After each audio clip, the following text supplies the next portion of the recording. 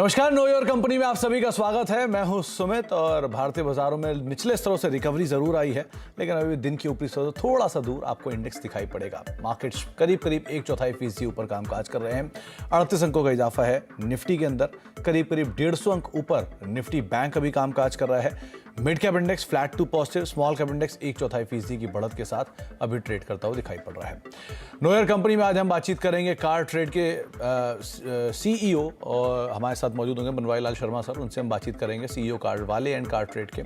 उनसे हम चर्चा करेंगे कंपनी के नंबर्स को लेकर, साथ साथ एक्सपेंशन प्लान्स को लेकर। इसके अलावा हमारे साथ गावा सर मौजूद हैं, उनसे भी हम बातचीत करेंगे मार्केट्स को लेकर। लेकिन दोनों से बातचीत करने से पहले एक बार देख लेते हैं हेडलाइंस।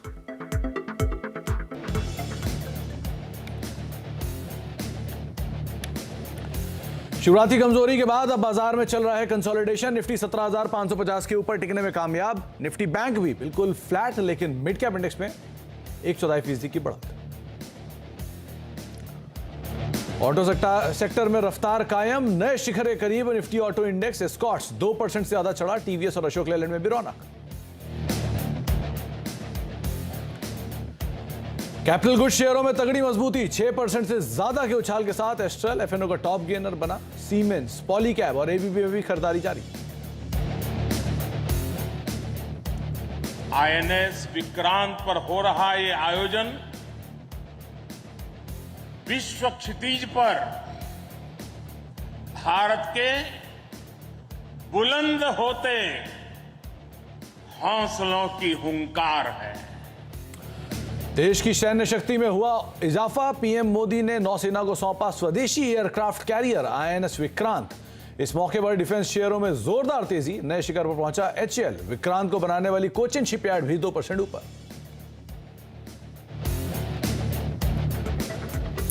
तो मार्केट्स में एक बढ़िया रिकवरी निचले स्तरों से। हफ्ते का आखिरी कारोबारी सत्र है। सिस्टम में जो शॉर्ट्स थे वापस पुल बैक की तरफ और 17,586-87 के स्तरों पर निफ्टी अभी ट्रेड कर रहा है। निफ्टी बैंक में भी लोअर लेवल से मूव है। 150 अंकों से ज्यादा का मूव निफ्टी बैंक के अंदर हम देख रहे हैं। मिड कैप स्मॉल कैप दोनों इंडिसेस फिलहाल फ्लैट टू पॉजिटिव टोन पर कामकाज करते हुए दिखाई पड़ रहे हैं। Broader markets at least better side पे। आप एडवांस डिक्लाइन के ऊपर नजर डालेंगे तो वहां से सिचुएशन आपको ज्यादा क्लियर होगी कि वहां पर भी एडवांसेस जो हैं वो थोड़े बेटर साइड पर हैं। 1600 एडवांसेस हैं और करीब करीब 1200 शेयर ऐसे जहां पर गिरावट है या फिर डिक्लाइंस देखने को मिल रहे हैं। गावा सर हमारे साथ मौजूद भी हैं। गावा सर नमस्कार, स्वागत आपका कार्यक्रम में। सबसे पहले तो मार्केट्स में रिकवरी जरूर है, लेकिन ब्रॉडर मार्केट एक दायरे में ही है, तो अभी भी ये रेंज बाउंड ही रहेगा लास्ट आवर तक आते आते? Good afternoon to you Sumit. ऐसा तो लगता ही है क्योंकि परसों का जो दिन था एक बहुत बड़ा दिन था, और जैसे कि कल सुबह मैंने बताया था कि आज का दिन लगता है कि मुझे एक इनसाइड डे होगा, और कल इनसाइड डे भी था। और आज का देखिए, आज का भी इनसाइड डे हो गया, डबल इनसाइड डे हो गया। तो यहाँ पर एनर्जी बिल्डअप हो रही है। यहाँ से एक दायरे से बाहर निकलना जरूरी है। बहुत स्ट्रेच हो चुका है। जब वो दायरे से बाहर निकलेगा तो एक ट्रेंड निकलेगा। अपसाइड दायरा पॉसिबल है कि 17,800 पार करना पड़ेगा उसको। जब तक वो पार नहीं करता वहां पर फर्स्ट साइन ऑफ स्ट्रेंथ दिखेगा। साइन ऑफ वीकनेस कहाँ होगा? जब वो 17,500 ब्रीच हो जाएगा, ये साइन ऑफ वीकनेस होगा। तो मुझे लगता है कि यहाँ पर थोड़ी वीकनेस है अगर डिप होता है तो। फिलहाल अपमूव है, अपमूव में साइडवेज जोन मिल रहा है, तब तक ठीक है जब तक 17,500 ठीक है। ये ब्रीच हो जाएगा तो दिक्कत आ सकती है, लेकिन स्ट्रक्चरली मैं कहूंगा कुछ भी पॉसिबल है। ट्रेंड डे जो होगा वो मंडे के बाद ही होगा, आज नहीं लगता मुझे। तो एग्जैक्टली वही आज निफ्टी में जी। तो निफ्टी बैंक में क्या लेवल है गाबा सर जिनको ध्यान रखें? 39,000 लोअर लेवल्स में स्ट्रॉन्ग सपोर्ट जोन है, इसको ध्यान देना चाहिए। ये पिवट जोन में कहूंगा है, क्योंकि आज का डे है, कल के अंदर है, कल का दिन परसों के अंदर है। तो ये कॉन्ट्रैक्शन चल रहा है यहाँ पर, इसमें ट्रेंड की जरूरत है। लेकिन एक बात सही है, बैंक निफ्टी थोड़ा ज्यादा स्ट्रॉन्ग लगता है निफ्टी के मुकाबले। तो बैंक निफ्टी ज्यादा बेटर दिख रहा है निफ्टी के कंपैरिजन में। अच्छा गाबा सर, कोई स्टॉक भी है क्या जिस पर आपकी नजर है? हाँ, ऑटो क्षेत्र अच्छा लग रहा था मुझे। मैं कहूंगा भारत फोर्ज अच्छा है, ये भी एस्कॉर्ट्स भी अच्छा लगता है। यहाँ पर भी तेजी नजर आती है। बिल्कुल ये दो स्टॉक पर ध्यान देना चाहिए ऑन द लॉन्ग साइड। तो भारत फोर्ज जिसके ऊपर आप ध्यान रखें, और एस्कॉर्ट्स, अशोक लेलैंड। कल गाबा सर की कॉल थी, शानदार तेजी वहां देखने को मिली। और अब जो दो नाम आपके सामने हैं वो है भारत फोर्ज और एस्कॉर्ट्स। गाबा सर से हम आगे बातचीत करेंगे, लेकिन अब ऑटो की बात हो ही रही है तो ऑटो से रिलेटेड एक और अहम कंपनी हमारे साथ आज मौजूद भी है, उनसे भी हम बातचीत कर लेते हैं। मनवाई सर हमारे साथ मौजूद हैं बातचीत करने के लिए कार ट्रेड से। सर नमस्कार, स्वागत है आपका कार्यक्रम में। सबसे पहले तो ये पूरा सिचुएशन सिनेरियो शर्मा सर बदला है काफ़ी कुछ पिछले क्वार्टर के कंपैरिजन में इस क्वार्टर में, क्योंकि लास्ट क्वार्टर तक इनपुट कॉस्ट का इम्पैक्ट, बाकी दिक्कतें, interest rate scenario higher side पर, ये सब चल रहा था। लेकिन इस क्वार्टर से अब हम फेस्टिवल की साइड जा रहे हैं। तो ये पूरे सेक्टर में क्या फेरबदल हुआ है सर? इतना क्या बदलाव आ गया कार ऑटो स्पेस के अंदर ही कि बढ़िया रफ्तार देखने को मिल रही है सेक्टर के अंदर? क्या हो रहा है सर अभी प्रेजेंटली? नमस्कार Sumit, thanks for inviting me here. सबसे बड़ा जो बदलाव आया है वो सप्लाई साइड आया है। सो न्यू कार्स अगर आप देखेंगे पिछले 2 साल से क्रंच में था, बिकॉज गाड़ी अवेलेबल नहीं थी। अगर आपको गाड़ी खरीदनी भी है तो उस पर वेटिंग चल रहा था। इनपुट कॉस्ट एक प्रॉब्लम है जिसको इंडस्ट्री सॉल्व करने की कोशिश कर रही थी, बट सबसे बड़ा प्रॉब्लम था जो पूरा सप्लाई डिसरप्शन हुआ था, मतलब across the world because of Covid, कि गाड़ियां आप बनाना चाहते हैं, उनके जो कंपोनेंट होते हैं वो कंपोनेंट अवेलेबल ही नहीं। अगर आपको चिप चाहिए तो नहीं मिल रही है, आपको एक पर्टिकुलर से कंपोनेंट चाहिए जो कल 300 रुपए का मिल रहा था आज वो 30,000 का हो गया है। तो इस तरह के जो चैलेंजेस थे, जैसे ओईएम्स ने, जो मैन्युफैक्चरर, उन्होंने बहुत स्ट्रगल किया। फाइनली मतलब 2022 अगर आप देखोगे पिछले 4-5 महीने का ट्रेंड, जो श्याम के नंबर्स आते हैं जहाँ पे होलसेल हमें देखने को मिलता है, अभी इस महीने के नंबर भी आ जाएंगे अगस्त के, वो नंबर्स बहुत स्ट्रांग रहे हैं। और ये सबसे पहला साइन है कि मार्केट में गाड़ियां आने लगी हैं, तो गाड़ियां डिमांड थी, रही और रहेगी मुझे लगता है। तो ये सबसे बड़ा चेंज है। बाकी निगेटिव फैक्टर्स रहे हैं, मतलब पेट्रोल डीजल का प्राइस, मतलब इंटरेस्ट रेट थोड़ा सा ऊपर गया है, बट लकीली उतना बड़ा डैम्पिंग फैक्टर नहीं है। जो पॉजिटिव आउटलुक है वो पूरा इसी की वजह से बन रहा है, सप्लाई अवेलेबिलिटी की वजह से, और फेस्टिव आ गया है। मतलब मुझे लगता है कि पिछले 2-3 साल में ये बड़ा फेस्टिव है। पहला वाला फेस्टिव कंप्लीटली लॉकडाउन में था, दूसरा वाला मतलब बिल्डअप हो रहा था और सप्लाई बिल्कुल नहीं थी। ये वाला अभी मुझे लग रहा है कि इंडस्ट्री फ्री है, मतलब जो जितना बेचना चाहे, जितनी भी सप्लाई हो वो शायद बेच पाएंगे इस साल। ये बात आपने सही की। जो 2 साल बाद या 3 साल बाद फेस्टिवल मनाया जा रहा है उसका स्केल काफ़ी बड़ा है। ये गणपति में और ये हाल फिलहाल के जो फेस्टिवल्स हैं इनमें बहुत क्लियरली दिखाई पड़ रहा है। अच्छा शर्मा सर, एक बात बताएं, ये आप क्योंकि इंडस्ट्री में हैं तो आपको ज़्यादा बखूबी पता होगा कैसे ये जो शिफ्ट है, स्पेशली पेट्रोल से फिर सीएनजी, फिर सीएनजी से ईवी, ईवी से अब हाइड्रोजन, तो एक बड़ा शिफ्ट हो रहा है इस पूरे स्पेस के अंदर। अगर अभी ये ब्लेंड को देखें, कैसे ये ब्लेंड काम काज कर रहा है, आपकी रीडिंग्स क्या कहती हैं इसमें? तो देखिए सुमित, सबसे पहली चीज कि अपना जो देश है वो नेट इंपोर्टर है फ्यूल का, और फॉसिल फ्यूल लिमिटेड है, और हमारी डिपेंडेंस बहुत बड़ी है, वो हमें हर तरीके से अफेक्ट करता है। एज अ कंट्री अगर किसी भी तरीके से अगर फ्यूल के डिपेंडेंस को खत्म कर दें तो हम देश हमारा आगे चला जाएगा क्लियरली। तो वो एक अंडरलाइनिंग फैक्टर है ही जो रहेगा, मतलब।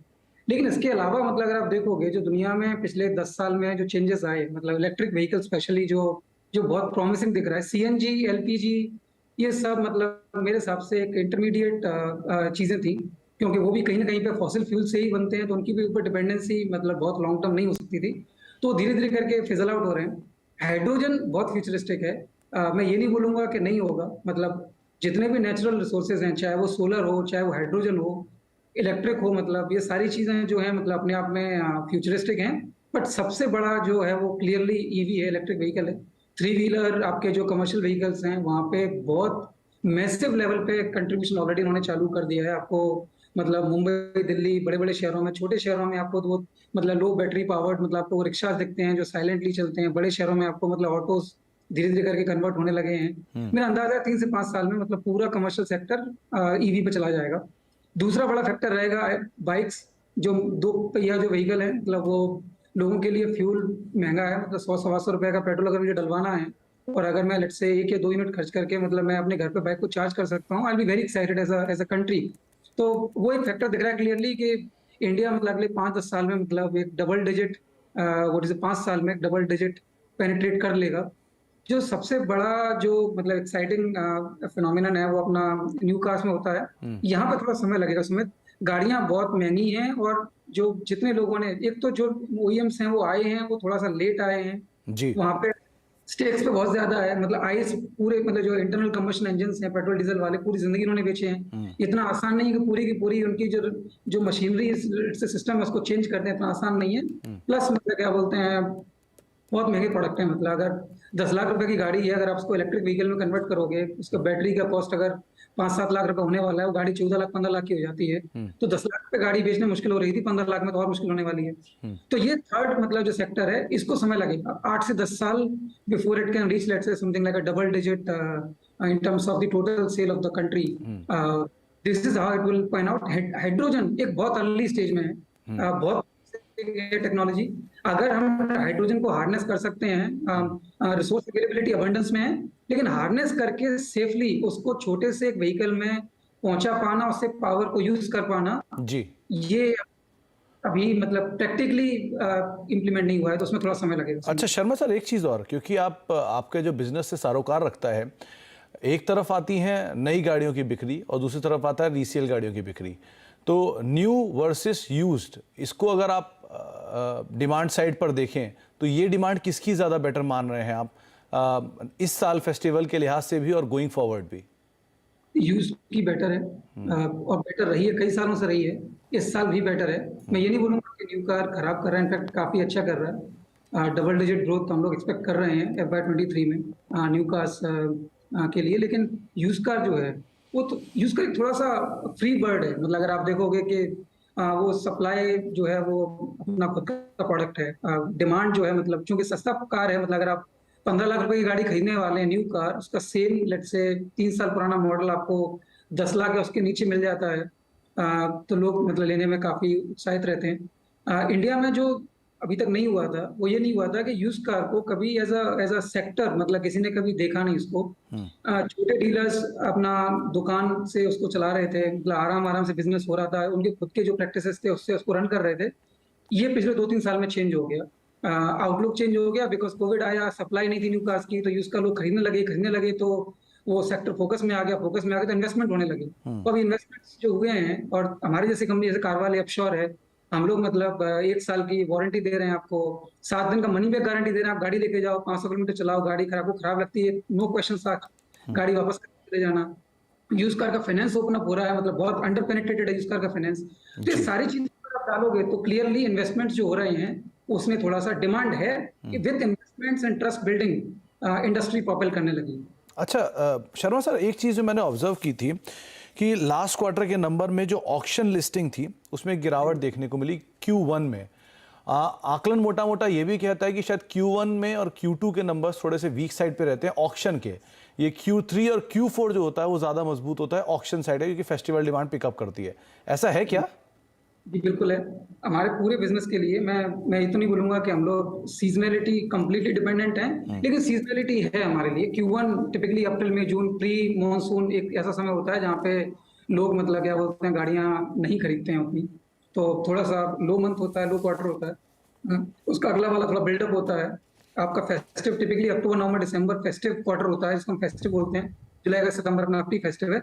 जैन फरवरी मार्च में 2 फिनोमिनन होते हैं, एक तो नई गाड़ियां आने लगती हैं, तो नवंबर दिसंबर इंडिया में बहुत यूनिक फिनोमिनन है which is model year changes. So 2022 का जो मॉडल है जो लोग बोलते हैं, जो एनग्रेव्ड है गाड़ी के ऊपर, अगले साल जनवरी में 2023 का गाड़ी आने लगेगा, तो लोग प्रेफर करते हैं 2023 की गाड़ी खरीद, 2022 की ना खरीदें।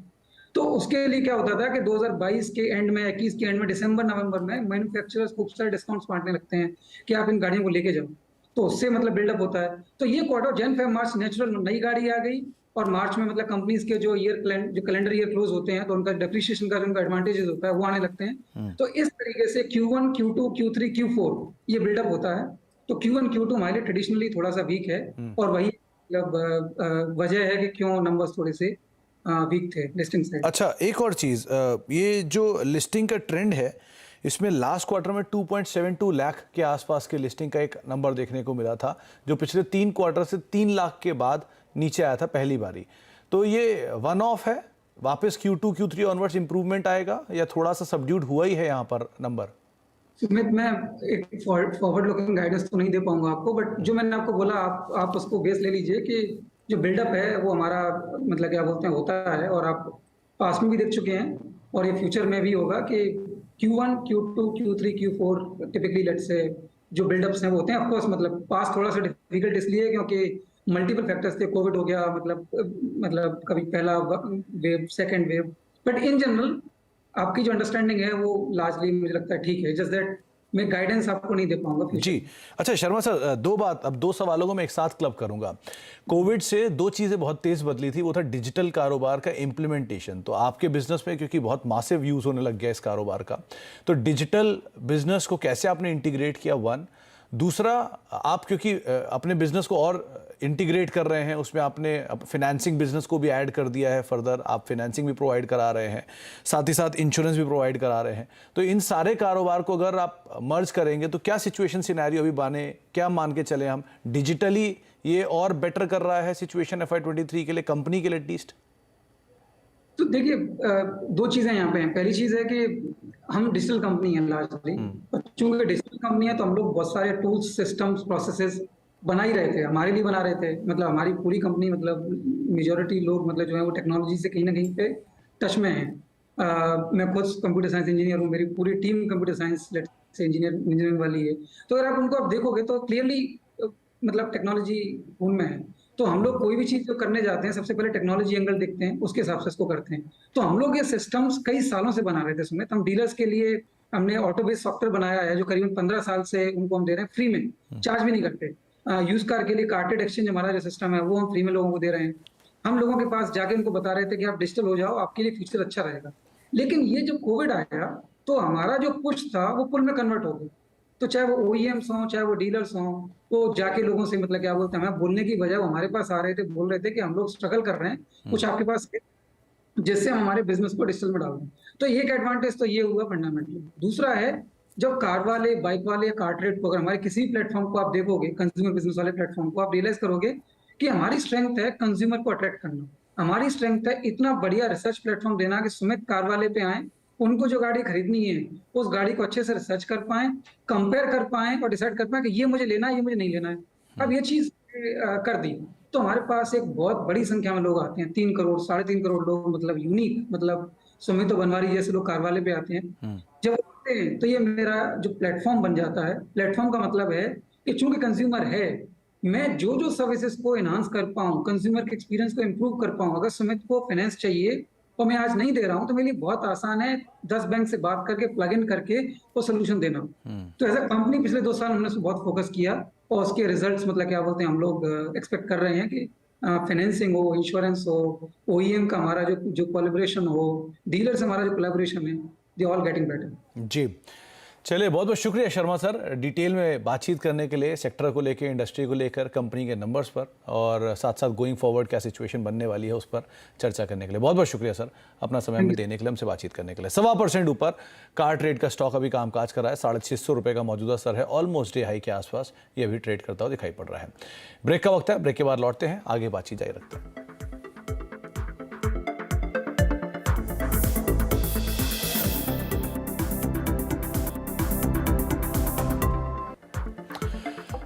आप देख रहे हैं नो योर कंपनी और मार्केट्स के ऊपर अगर नजर डाली जाए तो करीब करीब 17,590 के जोन्स में अभी निफ्टी कामकाज कर रहा है। निचले स्तर से रिकवरी जरूर आई है लेकिन index more less flattish tone पे ही अभी भी दिखाई पड़ रहा है। तो अगर आप लो से गिनना चाहेंगे तो इंडेक्स में करीब करीब 100 अंकों से ज़्यादा का मूव आ चुका है, 110-120 अंकों के आसपास का मूव आ चुका है, लेकिन अभी भी इंडेक्स फ्लैटिश टोन पे कामकाज कर रहा है। जब तक 17,500 इंटैक्ट है, गावस्कर का मानना है कि बाजार एक स्ट्रेंथ साइड पे ही रहेगा। 17,590 17,600 की तरफ कहीं जाता हुआ दिखाई पड़ रहा है इंडेक्स। निफ्टी बैंक 150 अंक ऊपर है, तो मेजर कंट्रीब्यूशन आज आपको निफ्टी बैंक की तरफ से ही दिखाई पड़ेगा। 0.5% के आसपास की बढ़त यहां देखने को मिल रही है। इसके अलावा मिड कैप, स्मॉल कैप में स्मॉल कैप 1/4% से ज़्यादा की बढ़त के साथ ट्रेड करता हुआ, इनफैक्ट अब यहाँ पर जो मूव है वो थोड़ा और एक्सटेंड हुआ है और मिड कैप इंडेक्स जो है करीब करीब 1/4% ऊपर है। 31,747 का हाई, 31,588 के जोन्स के अंदर मिड कैप इंडेक्स अभी कामकाज करता हुआ दिखाई पड़ रहा है। तो ब्रॉडर मार्केट्स में अभी भी खरीदारी का दौर देखने को मिल रहा है। नो योर कंपनी को तो अब यही समेटेंगे, एक ब्रेक का वक्त है और ब्रेक के उस पार कमाई का अड्डा लेकर हर्षदा और वीरू मौजूद होंगे आखिरी आवर में। कहां पर आपको ट्रेड लॉन्ग करने हैं, शॉर्ट करने हैं, छोटे से ब्रेक के उस पार। नमस्कार।